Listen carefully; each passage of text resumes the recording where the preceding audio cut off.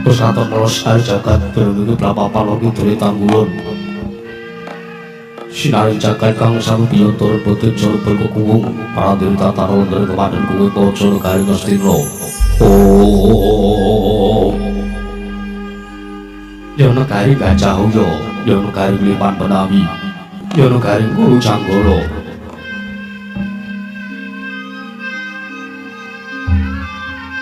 Kangin ora pamugane kondo sarete mangke negare ngastra dumati saking guru-guru ganjaran sinasa panggon raja kaya tempo lamun sangang dari panggonan lamun panci sarap suri sampe beli marang kandhang dewi-dewi tatanan carane kandhang nganggo nancing malang labet bisa dadur jara cuci sampe sayuk seko kagani ing asilo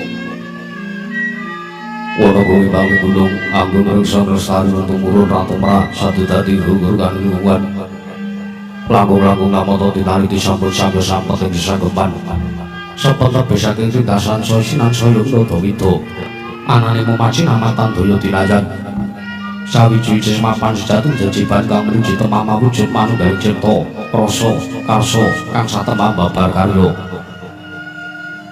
kene binasake negari Ngastina aku semono ya mancing maring jaman Cana panjang kunjung pasir pawukira jinawi gemah ripah kartata turta raja dasar guru kang gedhe bori padang jagati buku sepo patuh kuncarane turta kasusun kanca-kanca lasina ta wau ing kemangas toko sandi bangsa negari Ngastina pramila deru camata sename sanata dosa 10 nama wis mestani jejuluk Sanata Prabu Duryudana ya Sang Prabu Jaka Pitana ya Prabu Suyudana Jaya Pitana ya Sang Prabu Jaka Pitana ing jejuluk Sang Prabu Kuropati ya jejuluk Kurawendra ya Sri Gendari Suta ya Destarastra Siwi ya Destarastra Maja ing jejuluk Prabu Gandharya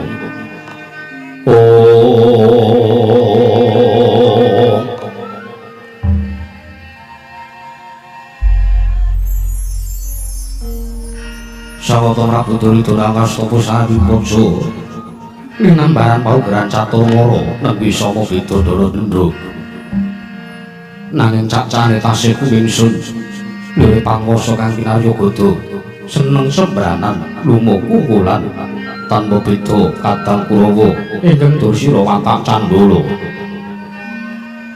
anyareng mangsa kasada windu sancaya tinadaran wuku perang abad Anggara kang arimagut Tabanawa sang rata pareng Yasiniwaka lenggah damar sing soto semek babut warni sindura ingkang nindha benang pencana ing materi damar cana la keparengka sinata ingkang kepareng caket dewa mangarsa muhung mangka dalem ing kasakraning prasa jenar bisa kala pati ayu sing budi ya Arya Suman ya Raden Trigantalpati Sang Ratnapati harus muni mengaraken Trenggalira pandhita saka menuju negari Ngastina Nenggi sang lopo Begawan Turna ya sang Resi Kumbayana ya sang Baratwaja Putra tang kantone mangke pamungkasing pasiban nenggi Satren Tirta Tinawan nenggi sang Raden Harya Kartomarma mula sang garing Prabdi prajurit ingkang samira gasiwa kan madaring praja negari Ngastina jejel ya rapat pepet pipit pasisata tepan denggul datan Pasela labes kadang kursi bendang gangguta kendira entek umbul-umbul kegedrangan karo Yai Monggo mangsa labu ayo megarep dijamu barate mangsa rendeng tumbang ngaku jati ngarani mangsa katiga pranggering tinggal tidun jineman dari pasewakan negari Ngastina nadyan gegodhongan tatana ngobah sampirana datanana ingkang lumampah kabar sumung suarane Pratunggu yang pangling Maranggana Sigrama wani pangandikan datu kumanggring wijining pangandika Sang Nata Prabu Duryudana ingkang dereng kawedharing lisan mulat sangya para kawula samya ngangsek bisa wandi dadi pratandha bilih Sang Nata arsa wedhal sabda pangandika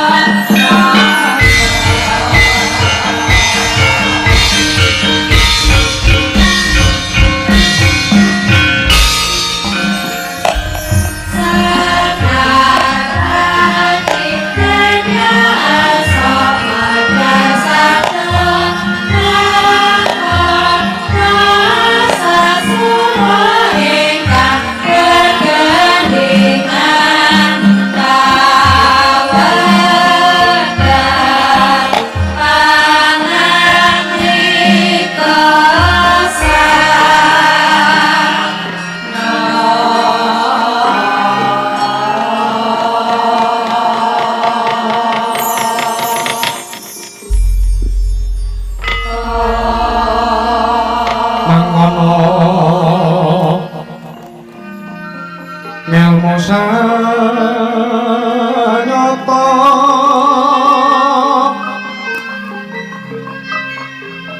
sanyatane mung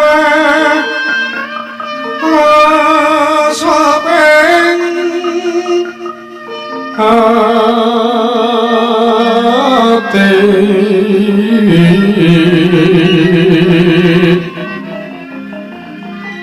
bunga ing ngaran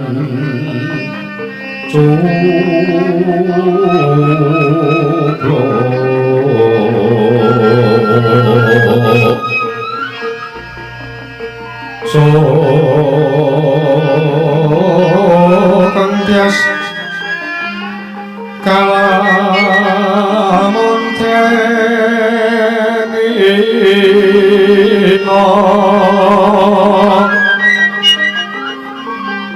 ora kono si punggung anggongku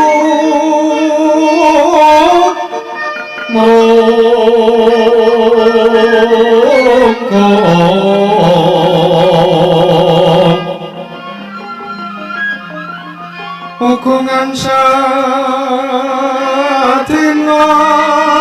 dina ngremeke padrane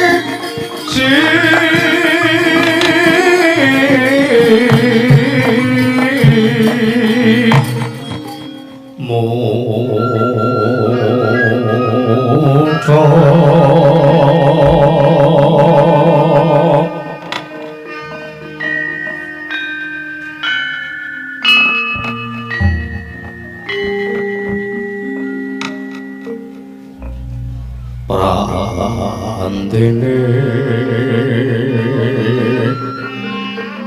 paksaku make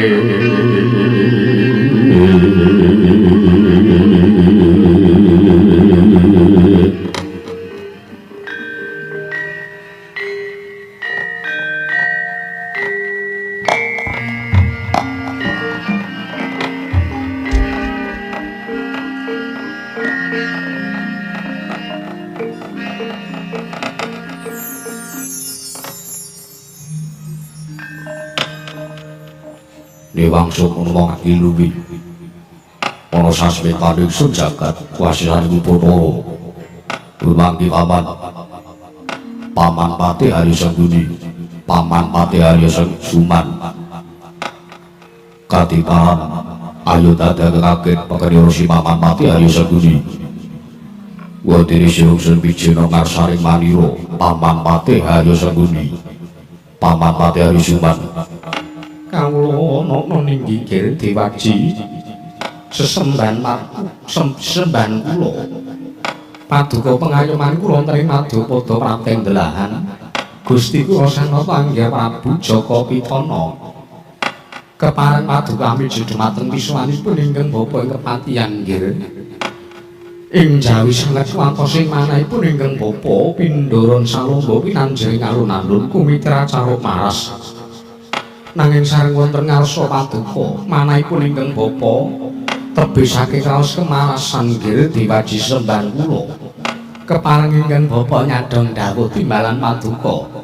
Anak Prabu Jaka Pitana nggih kula katimbalan sowan wonten madyaning Datulaya Praja Negari Ngastina nggih kawula ana ninggi. Paman Padha Sendiri kate panggoda ing sira ingsun percaya monggo dadi batal wakil ingsun. Parata-tata rakite kaprajan Negari Ngastina marata Tyagatana marang panjenengan ingsun.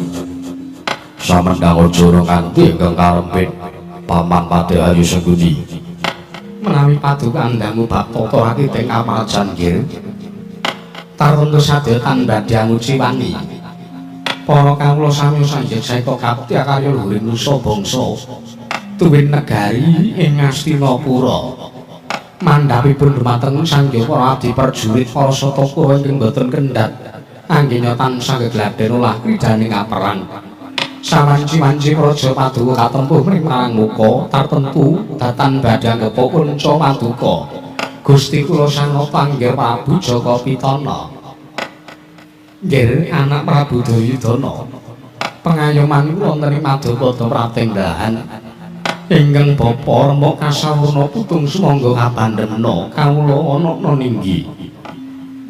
Paman Padha Sendiri gawe bombong tiasing sutaka cakep kang dadadulira paman. Ora liwat pakaren utama tindak selawasi urip Paman Padha Sendiri. Kawula ana nanging derengan sasampunipun kepareng kula ngaturaken sembah sungkem pangabekti kula kunjuk nggih anak Prabu. Dusana wing badhe kula sandhang tuwin malah mriki badhe dawah wonten Praja Negari Ngastina. Teka ingsun wantun nampi sampepun tiyang sepuh. Nanging paman jero kula mriku Narendra. Jenganti Kang Pati Rangkanata dalem Negari Ngastina. Pramila paripaksa sembahipun Paman Padha Sendiri. Kula tampi kendula sami-sami. Boten langkung kaprayukan lenggah jenganti Paman Padha Sendiri. Anggenipun rawuh wonten Praja Negari Ngastina Paman Haryo. Kawula nuwun inggih sampun boten kirang prayogi nggih kawula ana ninggi. Miwah Bapa Durna nuwun manggi. Sahabu Paduka Bapa Rembandurna Bapa Remban Kumbaya ning Sukalima. Ingkang putra pun Jaka Pitana ngaturaken budya pangasta mugi kunjuk wonten ngarsa Paduka Bapa Rembandur ning Sukalima. Bapa Remban. Lole kentos karo gembol manyor-manyor. Duk ning dungkul ana alas-alas dadi wana. Nggih. Anak Prabu Jaka Pitana kawula ana nggih.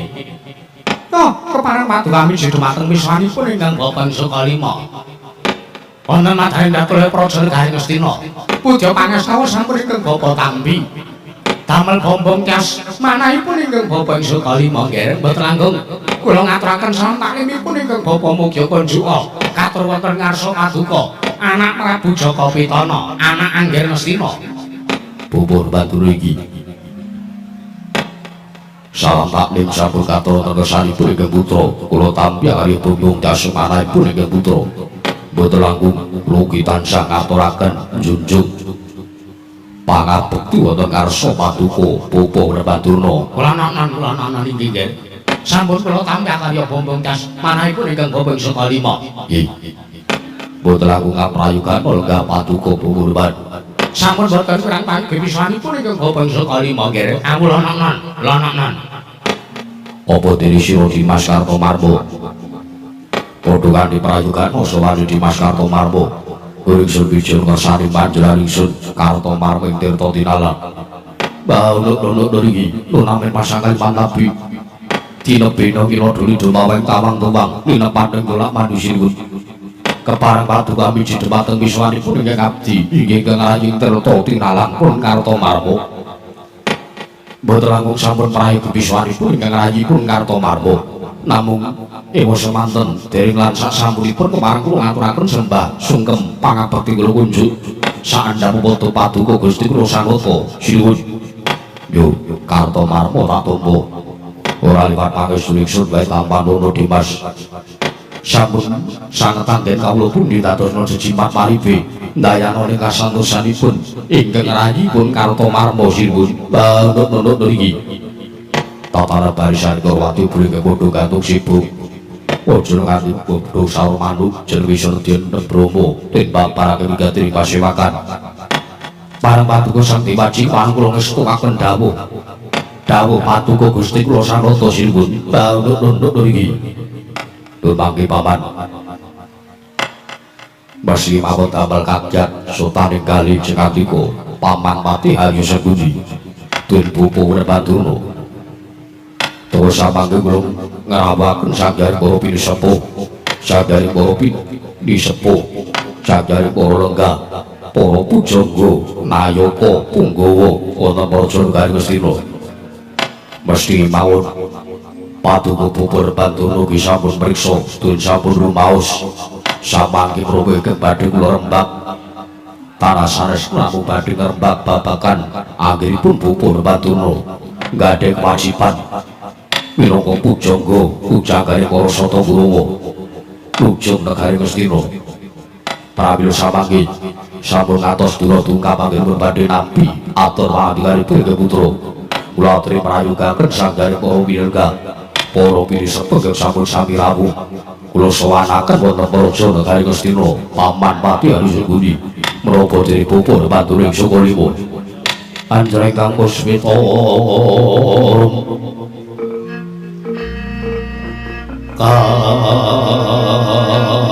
kasih samirana mrih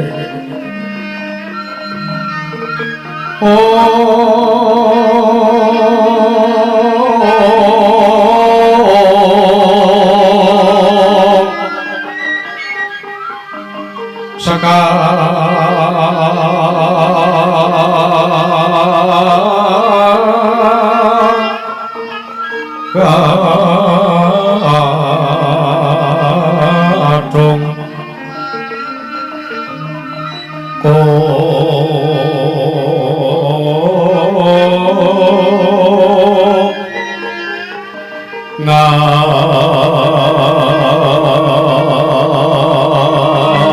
ngas kandhana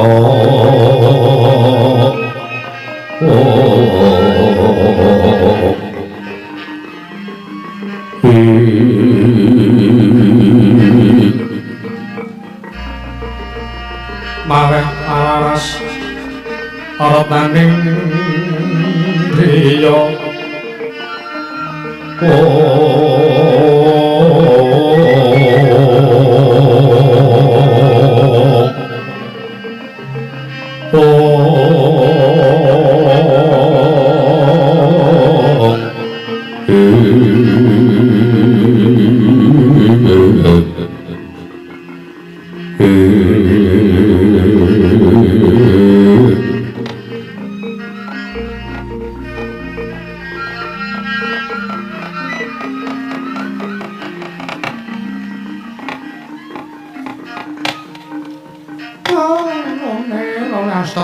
bertapa sumurante habla nuwun sewu lho Garana Prabu Pupu Werbadono kadiparan nyuwun mangapunten sewu-sewu kelepatanipun ingkang bapa kula Tadhawadana mbok bilih kula kanggep kumawantun tuwin kula kanggep ancang anggen kula badhe matur wonten ngarsa paduka Anak Prabu Jaka Pitana Bapa Duru kadiparan estunipun kula kaget sutani manahipun ingkang bapa kula kaget nggih sareng kula suwang wonten madharing Datul Praja Negari Ngastina.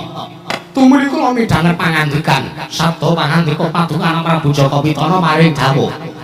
Bilih samangke tanah saking Jawi Negari Ngastina ngawontenaken pasewakan menika namung badhe ngrembak. Inggih menika babagan anggenipun kula nggadahi kewajiban. Anggen kula sumuyut wonten ngarsa paduka Anak Prabu Jaka Pitana. Nggih. Damel kerja sutani manahipun ingkang bapa. Wonten punapa? Menapa anggen kula badhe wantun nampi duka patukan Prabu Jaka Pitana. Nggih. Nggih. Popo nembantu kasinjan mekaten. Nun mangki. Sareng kula tampi pangandika patuko Popo Nembanturna. Estunipun kula mriku namung badhe matur bila sejati kang prayata tigang condro hari kalenggan sapake kula raosaken anggen kula gadhahi pujangga anggen kula gadhahi pinisepuh anggen kula gadhahi pendhita brahmana kados Bapak Baturna mriku boten wonten kinanipun manggih yen nggih papan hari katiparan teka paduka paring dawuh bilih anggenipun anggadhahi kagungan brahmana pujangga Kakang Durna mboten wonten ginanipun menika tegesipun ngatos pundi pawan kula wonten timbalan sampeyan berkumpul piyambak Bapak Durna menika gadhahi murid mboten namung Kurawa kemawon nanging Bapak Durna menika gadhahi murid ingkang namipun Pandhawa ingkang kagula atmajanipun Paman Prabu Wandusawarga Popo Nembanturna mriku mapan wonten praja negari Ngastina Popo Durna kaya-kaya ora lahir batin nggone suwita wonten kersanipun Kang Putra. Manggen yen anak Prabu. Oh nuwun sewu nggih, nuwun sewu. Mboten kateges kula menika mboten lahir batos. Dumateng para anak-anak kula inggih paduka Gusti kula anak Prabu Duryudana menika babar pisan mboten. Nanging kula menika namung nuhoni dawuh. Yen kula menika namung anglampahi minangka kewajibanipun brahmana. Brahmana mriku kedah mulang inggih mriku ngilmu ingkang saknyata, medharna ngilmu kang utama dhumateng murid-muridipun, dhumateng para siswa, siswanipun pun sanggaring para cantripun. Nggih. Nanging teka kene menapa nggih, teka paduka Prabu Jaka Pitana. Anyendhu dhumateng patrapipun ingkang bapa, ingkang sakmangke gadhahi murid inggih menika pun para Pandhawa. Kakang Durna, kula wonten dawuh Dewate. Kula tak nyuwun mriksa karo sampeyan. Pripun? Sampeyan lenggah teng Rajanegara Ngastina mriku didhawuhi karo anak Prabu Jaka Pitana supaya ngomong sanggaring para sata Kurawa. Inggih. Nanging teka sampeyan isih gelem nampa utawa sampeyan isih gelem medharke ilmu karo Pandhawa. Niku lho sing dimaksud anak Prabu Duryudana niku. Sing diwestani, sing dikarepke dening anak Prabu Duryudana menika sampeyan iku kaya-kaya pendhita sing banci ndemban siladan. Nek Kurawa dimban sindene, nek Pandhawa dimban siladan.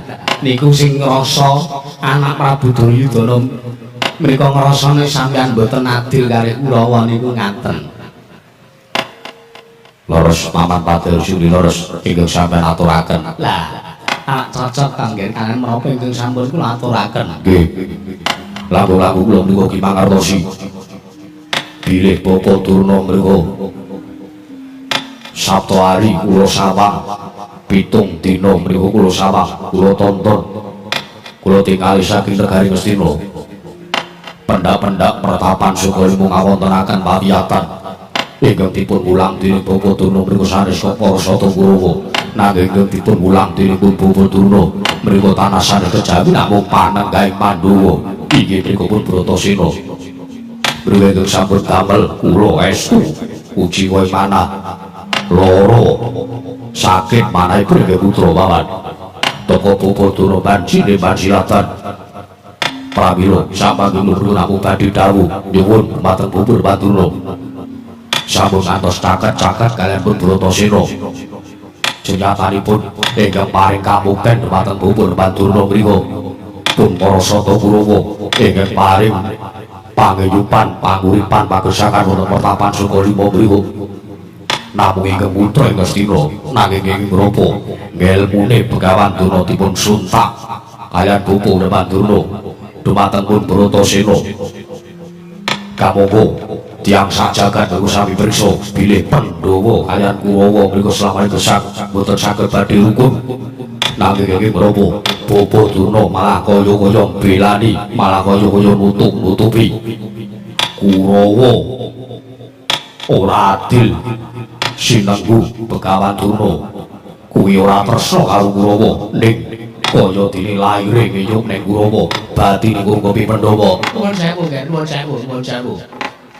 Oh, mboten kateges kula menika banjilatan menika mboten lho, Nger. Nuwun sewu Dipati sampeyan ki nek ngendika ya aja sok gawe-gawe. Lho ora kali teges gawe-gawe. Wong nyatane Anak Prabu Jaka Pitana piyambak priksa nek sampeyan pitung dina iki sampeyan rono-rono runtang-runtung karo Bratasena. Sampeyan menehi ilmu karo Bratasena. Dipati, pripun Kakang? Aku tak matur ya Dipati. Pripun? Oh, iya ben Anak Prabu Jaka Pitana uga midhanget. Sing dadi aturku. Ya sampeyan arep matur apa gage matur? Nuwun sewu lho, Nger. Putra Turu Kadiwaran. Kula kaliyan Bratasena menika mboten kateges kula ingkang nyuwun supados Bratasena sowan wonten praja. Utawi wonten pertapan Sukalima menika babar pisan mboten. Mboten kateges kula menika nggadahi niat. Mboten saking wikajengan kula piyambak, kula nyuntak ilmunipun ingkang Bapa. Dumateng Bratasena menika babar pisan mboten. Ning mengeti nalikanipun kula ngawontenaken sayembara. Rikala semanten kula ngawonten nalikanipun lelampahan sayembara Sukalima. Nalikanipun pertapan Sukalima badhe kabangun wonten ing majaning wana Sukapanca. Mriko kula ngawontenaken sayembara. Sapa sing bisa mbangunke pertapan Sukalima nganggo Begawan Durna ngedete pawiyatan kanggo medharke ilmu sing sanyata. Oh, ilmune Begawan Durna bakal tak suntake ana ngersani wong sing bisa mbangun pawiyatan kanggo medharke ilmu saka Begawan Durna ngersani cantrik-cantrike Begawan Durna kabeh. Nggih. Ning nyatanipun menapa? Rikala semanten Kurawa mriku cabarane damel anggenipun badhe mbangun pertapan Sukalima. Maring kekasil ambangun wujude pawiyatan. Mriku mboten sanes jauh namung Bratasena. Oh, pramila nuwun sewu lho, Nger. Pramila nuwun sewu. Mboten kateges kula manjilatan. Kula mangertosi, kula menawi kula mriku nggih kewajiban. Kula kedah ngrungkepi para saka Kurawa. Kula ingkang minangka cagak wayang Nalendra Ngesti Anak Prabu Jaka Pitana. Mriku tata lahir. Nanging tata batin, kula mriku ugi nyandang tanggung jawab ingkang awrat. Nalikanipun Bratasena nampi perjanjianipun ingkang Bapak Sukalima bilih Bratasena menawi kuwagang tuwin saged mbangunaken pertapan Sukalima badhe kula suntak ngilmunipun Begawan Durna. Jagat Dewa Bathara Pamandarya. Kula wonten dawuh Bukurban. Kula wonten dawuh. Sampun cetha lorekipun. Sampun cetha kedhawanipun Bukurban Durna. Yen to lahir ngungkepi Kurawa batin sumuyung kersane Pandhawa jenyatanipun Bukurban Durna sampun bloko piyambak. Inggih, kula menika sengaja. Kula menika mangertosi nggih, kula menika mangertosi. Presatosipun ingkang paduka pikajengaken menika mboten sami sami namung nyuwun tuwin dawuh wonten ngersanipun ingkang pamaning Sukalima supados kula menika mboten caket-caket kaliyan pun Bratasena. Nanging ewa semanten mugi dados ing kawuningan. Anggenipun 7 dina runtang-runtung kula kaliyan pun Bratasena menika kula mboten badhe medharaken ilmu lho, Nggih. Kula menika mboten badhe medharaken ilmu dhumateng pun Bratasena. Jenyatanipun Pendhita Sukalima menika mboten gadhahi ilmu napa-napa. Kula menika mboten gadhahi ilmu napa-napa ingkang cocok ingkang mantuk kaliyan pun Bratasena. Lho sampean kok mencla-mencre. Mencla-mencre pripun Dipati? Sampean mau ngendika nalikane lakon sayembara Sukalima sing iso mbangunke pawiyatan Sukalima bakal sampean suntak kabeh ilmune. Nggih, niku namung tembung sanepan. Oh, ngaten. Nggih. Tembung sanepan mriku Dipati, mriku mboten saged dipun tampi mentah-mentah. Mboten saged dipun ulu mentah-mentah niku mboten saged. Ngaten. Kedah dipun gelar, kedah dipun gulung. Menawi sampun pikantuk mengke, menawi sampun saged ngonceki tembung sapa sing bisa inggih menika mbangunaken pawiyatan badhe kula suntak ilmunipun menika janjanipun teges ngilmu menika namung Bratasena piyambak ingkang kagungan Bratasena piyambak sing duwe Bratasena dhewe sing duwe ora kok sing menehi Begawan Durna niku babar pisan mboten teges sampeyan lahir batin ngungkepi Kurawa Dewate pripun Kakang Durna babakan menika kula kinten Anak Prabu Jaka Pitana menawi estu Nalendra ingkang berbudi bawalaksana tartentu sampun saged priksa tuwin ngonceki ingkang dados aturipun ingkang Raden Sukalima menika Dipati. Jagat Pangestu Pamandarya kula wonten timbalan malah jebak bingung karo sing manahi Bergamutra ing antawisipun Anggen kula ngawontenaken pasewakan mriku kula badhe matrapi pitara dumateng Bumbu Bandurna. Awit sampun caket-caket kaliyan Bratasena. Wonten mriki malah kaya-kaya kula dipun mirangaken. Kaya-kaya aturipun ingkang putra menika dipun nindani dening Bumbu Bandurna. Sampun ngateni mawon. Menawi estu ngendikanipun Bumbu Durna lahir lan patos Gurkapi Kurawa. Sampun kula badhe dawuh kaliyan Bumbu Bandurna. Buburban, kula wonten dawuh. Kula suwun sampeyan damel sarana percayaipun Pandhawa sak mriku uga. Ngaten nggih. Lole kentos karo gembal manyar-manyar ning dungkul wana alas-alas dadi wana. Estunipun anggen kula ngrungkepi para Pandhawa menika nggih. Kula menika namung nuhani dhateng dawuhipun. Wong tuane para Pandhawa nggih menika pun samarga sinuwun Prabu Pandhu Dewayana. Jenyatanipun sadayanipun nata Ngastina.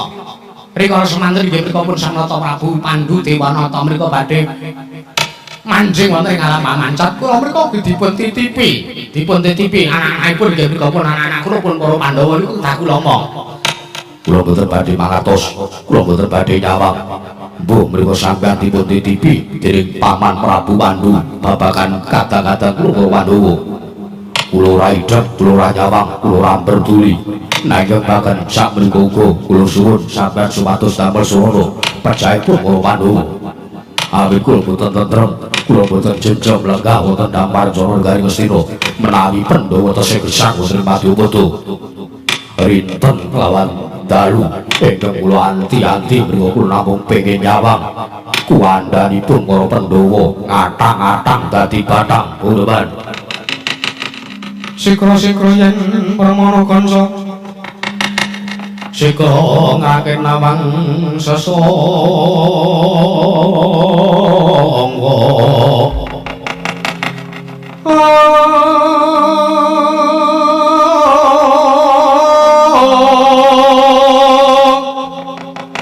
Narendra mbak marwa sing sanggatri kumulung katri kumulung mangroma ing madya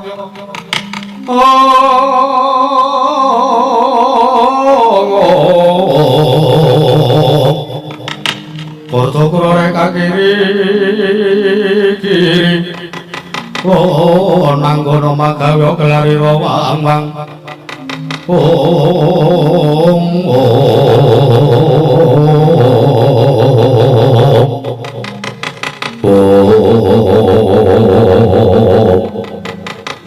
tidak materi kawontenan pasewakan negari Ngastina.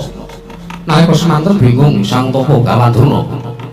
Awit sampun matur kathah-kathah wonten Sang Nata Ngastina Sang Prabu Jaka Pitana pandiri datanti nambi aturipun Sang Tapa Gawandurna. Kaya dene wong kisinan, kaya dene wong kewirangan Sang Tapa Gawandurna. Rikala semanten tumuli matek kaji pameling. Eling-eling Sang Tapa Gawandurna nadyanta pendhita dipun cap pendhita ndobosok ingkang surban ketune putih nanging atine retek nanging sejati kang pranyata datan mekatenipun dados pambelaning pandhita Sukalima. Winengkuing kewajiban ngemuti dhumateng tanggung jawab kaprajan Garing Ngastina. Nalika semanten Sang Tapa Gawandurna matek kaji pameling nimbali dhumateng atmajanipun inggih Panenggak Pandhawa inggih menika Sang Raden Bratasena satur ing Bukir Tahu. Pramila niku semanten nggih minggah wonten madyaning daturing praja negari Ngastina Sang Raden Bratasena jelek. Kaya lindu pataning Sang Raden Bratasena kaya cinyan sanggaring Prasata Purwata ing kaget sanggaring para kawula ingkang samya nampi biswanipun Sang Raden Bratasena.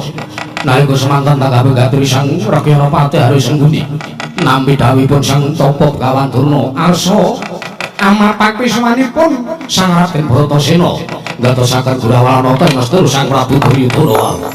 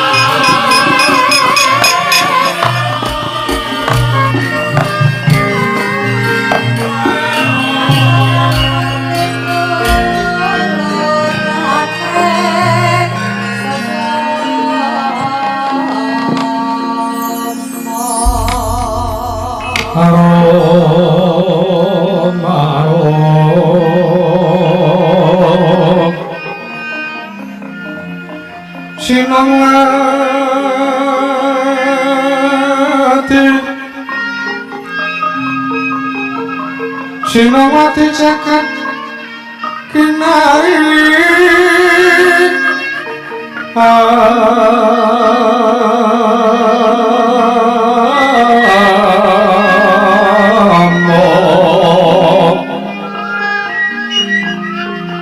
maklumi mbak ombak ing samudra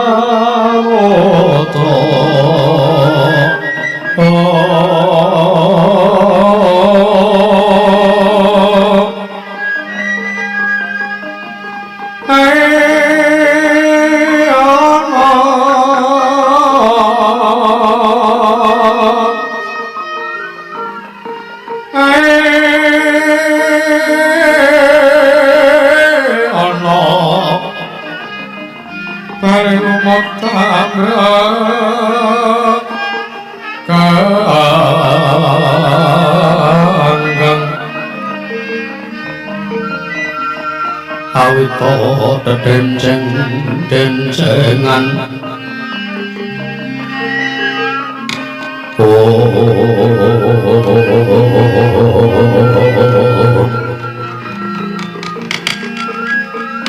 Bapak Juno kula wonten dawuh nggih dereng ponak lajeng semangke kados pundi lampahipun angin patuhu kanthi dawuh kalbu Bratasena samangke kula badhe dawuh kowe kula badhe nimbali dumateng pratanipun anak kula pun Bratasena kasumanggaken Bu Purban Bratasena padha kanthi raja sak pratamu nggih Bratasena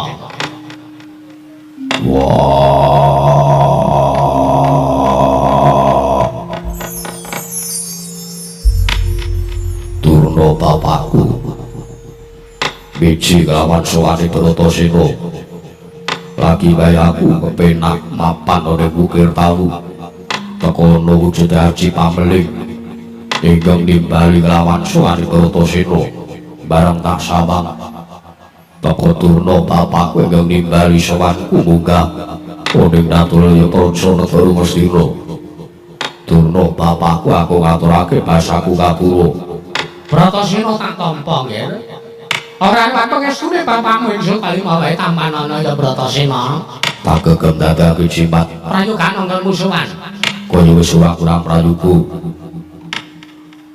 katengipun Kakang Dimas Bratasena padha kanthi prayoga sowanku Duryudana kakangku biji sowane Bratasena slamet aku lan walangan siji apa aku ngaturke basaku katura Bratasena yo wis tak tampa ora ana wistupun kakang kowe tampanana wah tak gegem dadake jimat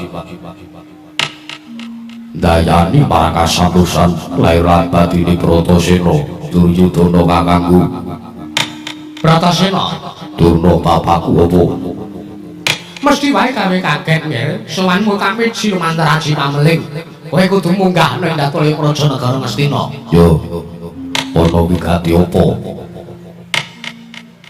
yaktinipun Bapak bakal nanjake sartane aku arep matur karo kowe babagan 7 dina kepungkur aku ngendika karo kowe aku dawuh karo kowe Bratasena yen to aku arep menehi wujuding ilmu karo kowe ingkang aran ilmu kawruh kasampurnaning dumadi ya ilmu sangkan marani dumadi ya kawruh kasampurnan sastra jendra hayuning rat pangliwating diyu bakal ngaturake tak paring atur sang anakku Bratasena yo Durna bapakku aku eling sing dadi ganti kamu 7 dina kepungkur nalikane aku mbok ulang babagan ilmu kuwi ana pertapan Sukalima nanging kala semana kowe mung nembe ngandharake kang dadi werdine ilmu durung menehi ilmu ana wasane Bratasena malah gandeng aku iso ana kowe kene apa kowe arep menehi ilmu kasampurnan karo Bratasena ana materi negara Ngastina wektu dina samangga iki Bratasena ana dawuh apa Durna bapakku ngilmu kuwi abot lho ngilmu kuwi abot lho Bratasena ora saben-saben titah iso gayuh wujuding ilmu kasampurnan sangkan paraning dumadi sastra cetha paripurna ing wangsit kuwi ora saben titah iso gayuh merga pancen laku sakali syarat-syaratane pancen abot mula kang saka kuwi yen to kowe lahir batin kowe temen-temen kowe pengen ngentuke wujuding ilmu kasampurnan kowe kudu nglakoni. Oke, ora mung sithik, sartane ora mung enteng, lakune ora gampang, angel, nggon marang gayuh juting ngilmu kasampurnan. Durna bapakku, Bratasena piye? aku wis matur nuwun sampun nalikane mapan ing mertapan Sukalima. Yen to aku lahir batin, mbuh abot mbuh enteng pacobane, mbuh angel mbuh gampang lakune, sekagampangke aku sagu yen to kudu kon nglakoni. Bakune aku entuk kawruh kasampurnan. Ilmu sangkan marani dumadi. Nalika semana aku kakira wis matur lan kakira Durna bapakku uga kelingan. Bratasena, pancen bocah pinter, pancen bocah lantik panggrahi tamu kowe. Yo, Parta gage pidhangetna. Gage pidhangetna.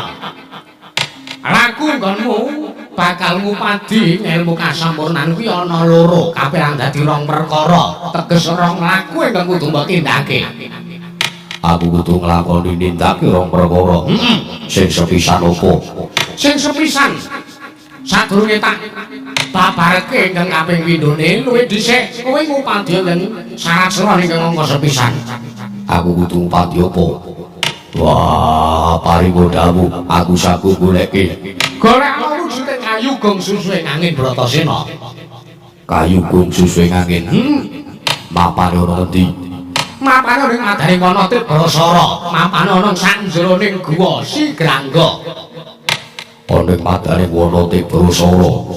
Ya ning sanjeroning guwa Sigrangga. Ning kono bakal ana suwijining papan kinarya panembahan. Mengko ning kono ana wujuding dupa menyang ratus. Mergo pancen kono kuwi kulina dienggo sowan wong-wong nggo nepi, nggo golek nomer ngono kuwi barang. Yo. Kowe iki guru ajene malah kaya ngono. Ora Bratasena ora. Kowe tak menehi kawruh kaya ngono kuwi supaya kowe ngerti yen tentu nindak sing kaya ngono kuwi ora sak perune, ora sepantese mbok lakoni. Yo. Yen to aku wis kasil ngupati kayu gong susuhe angin. Aku kudu kepiye?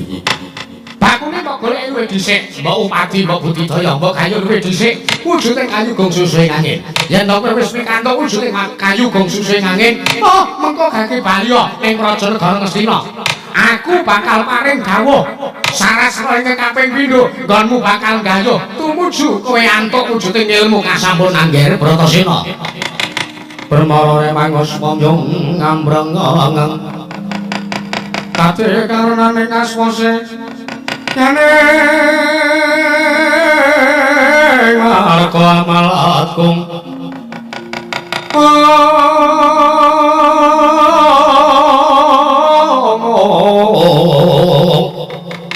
tumiring sang Gandawastratmaja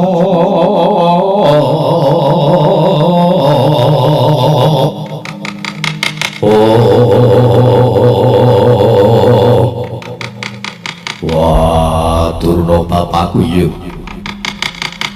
Wis cemeplok arsaning atine Bratasena. Ya senajan to kelakon nggonku bakal gayu juting ilmu kasampurnan. Saora-orane Awisana trontong slema padang yen to aku mangko kasil gayu juting kayu kunjul suwe angin. Bratasena iya. Malah yen ngono aku arep takon. Sesuk apa lekku budal kayu-kayu gong susuhe angin. Ora ketang sambung apa celok lintang Bratasena. Tumuli tak suwun supaya kowe budal dina iki Nger. Ngono Durna bapakku.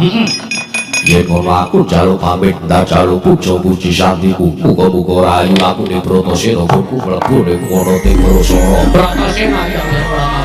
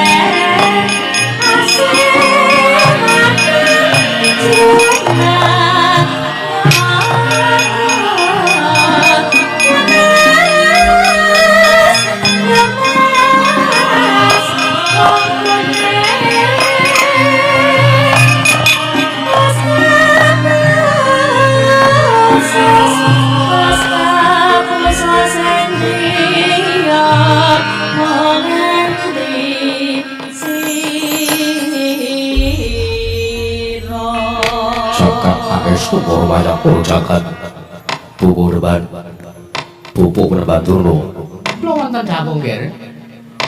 kula mriku dawuh lan patuku supados damel sarana patinipun Pandhawa malah teko badhe paring ilmu kaliyan Bratasena Mangke riyen nggih, mangke riyen.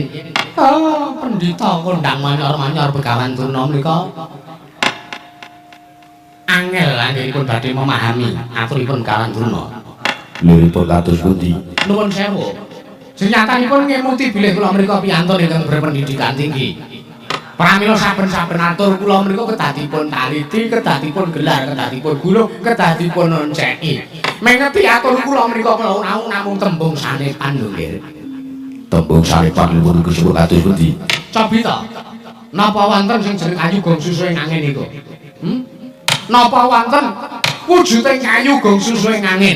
Kayu jati, kayu mauni mriku kathah. Kayu gong susu ing angin mriku menapa paduka sampun tau tate midhanget jeneng kayu kok kayu gong susu ing angin mriku? Oh, mriku mboten wonten, nggih. Mriku mboten wonten. Menawi namung karanganipun ingkang Bapa Sukalima piyambak. Lajeng mengeti dumateng alas kawonten-wonten ing alas Brasara mriku.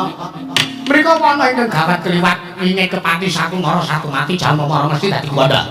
Aja kajamak mreng menusun dadi wong medhun ning wana Brasara mesti mlayu. Mriku lho. nggih Menapa badhe kelakon? Bratasena mriku ming Oh, nuwun sewu satra cepete mlebu wonten ing alas Brasara, tartemtu dipun pangan kaliyan demit ingkang mapan ing wana Brasara. mekaten Inggih. Ning sampean aja baen-baen lho Kakang. Pripun Dewate? Sampean mung arep gawe manuver meneh lho. Sampean mung arep ndlomprongke Begawan Durna meneh. Oh, kula wis bener lahir batin nek kula arep ngrungkepi Kurawa Sena kula gawe patine Pandhawa kok malah. Ning Bratasena ki apa ya iso mati. Dewate wonten dawuh. Saben titah ingkang dipun titaken menika badhe wangsul wonten manguasani Gusti Karya Jagat. Ngaten nggih. Kabeh menika badhe ngrasake, badhe nglakoni sing jeneng mati. Aja kok menungsa, kewan, tanduran menika badhe mati sedaya. Mekaten Kakang Durna. Lah matine kapan? Sok kiamat Dewate. Wo. Ngaten suwe banget Bratasena matine sok kiamat. Lajeng nuwun sewu nggih. Bratasena menika boten badhe kampahan anggenipun badhe gayuh wujuding ilmu kasampurnan. Senyatanipun sepisan anggenipun Bratasena badhe mlebu wonten ing wana Brasara. Mengeti wana ingkang kados mekaten kawontenanipun wonten mriku nuwun sewu kathah sanggaring bulan wana sarta kewan galak. Pramila ancasipun kula badhe mateni dumateng para Pandhawa mriku alon-alon. Kula badhe mateni Pandhawa mriku setunggal baka setunggal. Awit Bratasena ingkang dados panenggaking Pandhawa, bebetenging para Pandhawa. Kekuataning Pandhawa menika dumunung wonten ing kekuatanipun Bratasena. Otomatis menawi Bratasena menika mati, sampean bahasane kok otomatis barang. Jurusan informatika Dewate. Oh, ngoten. Tartentu menawi mangke Bratasena mati tatur para Pandhawa mboten gadhah kekiyatan pepes bayu kang tapis. Wastra lungset ing sampiran sarahmu nggih lautan. Menika tartemtu anggen mijet panjenengan suwe banyu sinahe menawi badhe damel surana percayaipun para Pandhawa. jagat pangestu koro Nggih jagat dewa Bathara. teko kados mekaten liciking manahipun Bapak Durna Mboten namung manah kula sing licik. Satama namung kula liciki. Apa meneh pun Bratasena. Iya. Ning aku urung marem ya kan. Marem mripun, urung marem napa Dewate? Nalikane jaman semana nika. Pripun? Ana sampean ki wakiling Narendra. Teka tumindak sing kaya ngono ki ora jeneng kewirangan. Kula urung marem ngolok-olok Satama niku rasane urung marem. Sampeyan ki rasa ngeling-eling bab kuwi. Iki babagan saiki iki sing baku gawe srana patine Pandhawa. Bapak Durna Kula wonten timbalan. malah samangke kula ki nyuwun dumateng Bapak Durna supados ngetapaken sanggaring para sata Kurawa Kangge napa nggih? kangge julung tunggul lakunipun Bapak Bratasena sampun ngantos kasembatan gayuh wujuding kayu gong susu ing angin Nggih nuwun sewu. Senajan Kurawa mboten dipun ketapaken Bratasena menika mboten badhe kasil anggenipun badhe ngupadi wujuding kayu gong susu ing angin. nanging namung sarana kemawon Oh namung pantosipun kemawon ngaten to nggih. nggih Oh nggih ngisaken dawuh. Dewate wonten dawuh. Budalane sing anyar ngetoke. Oh nggih nggih. Ora kita Kurawa ora perang sing penting budalane metu. Nggih nggih. Kakang Durna nggih. Sendika ngestaken dawuh. Karto marmo wonten timbalan. Buparu kang padha sibuk ingsun kuntur kedaton. Lho, napa sampun purna sipun? Purna katine pananggilan. Ingsun bakal manjing ora mate kedaton. Istakan dawuh nyun pamit mantel masilan. Karto marmo sing ati-ati aja ya bocah cilik. Kaya wis ana dawuh maneh. Pun kula pakili mawon Kirana Prabu. Purna katine pananggilan. Arsa sangkata kundurang kedaton jeluk saking Ramarjana kinapit gambaran gading. Kadraken sang jari mromban jadi manggung ketanggung Joko Paloro ingkang sayo ngambil upacara kerabut kalus kang saking Pandhawa tindak nyosang Siranata lamun Sinandra yayah Jawata ingkang kairing widodara widodari